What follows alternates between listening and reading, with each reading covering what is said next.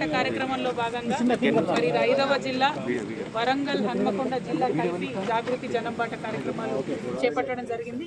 ఇక్కడ ఉన్నటువంటి 5 నియోజకవర్గాల్లో ప్రజలకు ఉండేటటువంటి సమస్యలు తెలుసుకొని వాటిని ప్రభుత్వం దృష్టికి తీసుకొచ్చేటటువంటి ఒక కార్యక్రమాన్ని పెట్టుకున్నాం. అందులో భాగంగా నర్సంపేట నియోజకవర్గానికి రావడం జరిగింది. నర్సంపేట నియోజకవర్గంలో అనేక సమస్యలు ఉన్నాయి.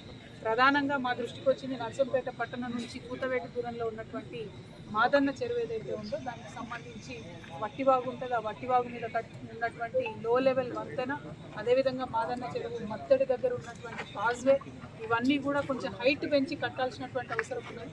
అట్లా కట్టినట్టయితేనే ఖచ్చితంగా ఇక్కడ ఉండేటటువంటి రైతులకు లాభంగా ఉంటుందని చెప్పి మేము భావిస్తూ ఉన్నాం. దానికి సంబంధించి ఇదివరకే మరి టెండర్ అయినట్టుగా మాకు తెలిసింది, ఇదివరకే అమౌంట్ వచ్చినట్టుగా తెలిసింది. కానీ బ్రిడ్జ్ మాత్రం రాలేదు, మత్తడి ఎత్తు మాత్రం పెరగలేదు. దీని మీద ఇప్పుడు ఇక్కడ ఉన్నటువంటి స్థానిక ఎమ్మెల్యే గారు, కలెక్టర్ గారు వీరందరూ కూడా ఆలోచన చేయాలని చెప్పి మేము డిమాండ్ చేస్తూ ఉన్నాం. అదేవిధంగా మేము నర్సంపేట పట్టణంలోంచి వచ్చినాం. మరి నర్సంపేట నుంచి నల్లబెల్లి పోయేటటువంటి రోడ్డు చూస్తుంటే కార్లా మరి పడవలైతే బాగుంటుంది అనేటటువంటి ఒక ఆలోచన కూడా మాకు కలిగింది. మరి ఎప్పటికప్పుడు రోడ్లు రిపేర్ చేయాల్సినటువంటి బాధ్యత కూడా ప్రభుత్వం మీద ఉన్నది. 2 ఏళ్ళు అయిపోయింది మీరు అధికారంలోకి వచ్చి, ఇప్పుడు కూడా గత ప్రభుత్వాన్ని తిట్టుకుంటూ ముఖ్యమంత్రి గారు తిరగడం, జూబ్లీ హిల్స్ ఎన్నికల్లో ప్రచారం చేయడం తప్పించి మరి ప్రత్యేకించి శ్రద్ధ పెడుతున్నట్టుగా అనిపిస్తలేదు. దయచేసి ఇక్కడ నర్సంపేటలో మరి మెడికల్ కాలేజ్ పరిస్థితి చూడండి. ఇంకా కూడా అసిస్టెంట్ ప్రొఫెసర్లు మొత్తం కంప్లీట్గా రాలేదు. 150 పడకలతో హాస్పిటల్ అనుకున్నాం. మరి ఎంత సాగుతుంది, ఎట్లా ఉంది, ఏ రీతిలో ఉన్నదన్న విషయం ప్రజలందరికీ తెలిసిందే. ఇట్లాంటి అంశాల మీద దృష్టి పెట్టవలసిందిగా ప్రభుత్వాన్ని మేము డిమాండ్ చేస్తూ ఉన్నాం. ఈ కార్యక్రమం మొత్తం 4 నెలల పాటు ఉంటుందండి. ఫిబ్రవరి 13 వరకు 33 జిల్లాలలో కూడా ప్రతి జిల్లాకు 2 రోజుల చొప్పున ఈ కార్యక్రమాన్ని ఎంచుకోవడం జరిగింది.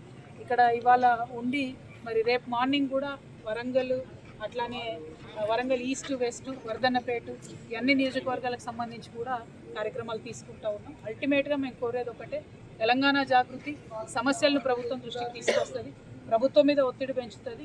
ఖచ్చితంగా అవి తీర్చడంలో మా వంతు పాత్ర పోషిస్తాం. విద్యార్థులకు ఫీజు రీయింబర్స్‌మెంట్ గురించి కొంచెం ప్రధానంగా ఒకటండి, అకాల వర్షం కురిసి మరి అనేక జిల్లాల్లో పంట నష్టం జరిగితే ముఖ్యమంత్రి గారు మొక్కుబడిగా ఒక చిన్న మీటింగ్ పెట్టేసి ప్రతి ఎకరానికి మేము 10,000 ఇస్తామన్నారు. ఆ ఇస్తామన్న 10,000 కూడా ఎవరు కూడా ఇంతవరకు కిందకి దిగి ఎంఆర్ఓలు కావచ్చు, ఆర్డీఓలు కావచ్చు, వాళ్ళ కింద స్థాయిలో ఉండేటటువంటి అగ్రికల్చర్ ఎక్స్టెన్షన్ ఆఫీసర్స్ కావచ్చు మీద చూసుకుంటూ పోతున్నారు, రాస్తున్నారు తప్పితే పరివాహక ప్రాంతంలో మునిగిపోయిన రాస్తున్నారు తప్పితే లోపలికి పోయి పంట వాలిపోయింది కానీ వర్షానికి నిజంగా దెబ్బతిన్నది కానీ రాయనటువంటి పరిస్థితి మాకు అనేక జిల్లాల్లో మా దృష్టికి వచ్చింది. ఆనాటి నుంచి ఈనాటి వరకు మేము ప్రభుత్వాన్ని కోరుతున్నాం, ఎక్స్టెన్సివ్ సర్వే చేయండి. ఇచ్చే 10,000 అయినా సరే నష్టపోయిన వాళ్ళందరికీ ఇవ్వండి. రెండోది, నర్సంపేట అంటే బాగా పత్తి పండుతుంది. పత్తిల తేమ శాతంతో CCI పత్తి కొనకపోవడంతో చాలా తీవ్రమైనటువంటి నష్టాలు కూడా జరుగుతున్నాయి. ఈ కాలేజీలు ఫీ రీయింబర్స్మెంట్ విషయం మీకు తెలిసిందే. వీటన్నిటి మీద మళ్ళీ రేపు మాట్లాడతాం. కాకపోతే మన జిల్లాలో ఉన్న సమస్యలు ప్రభుత్వం దృష్టికి తీసుకెళ్ళి మా జాగృతి ప్రయత్నం వల్ల 10లో 2 సమస్యలు పరిష్కారమైన మా జన్మధాన్యమైనట్టు మేము భావిస్తాం. జై తెలంగాణ. మదనపేట కట్ట మీద ఫైలాన్ ప్రాజెక్టు హరీష్ రావు గారు వచ్చిన మంత్రి గారు thank you brother. Bye bye.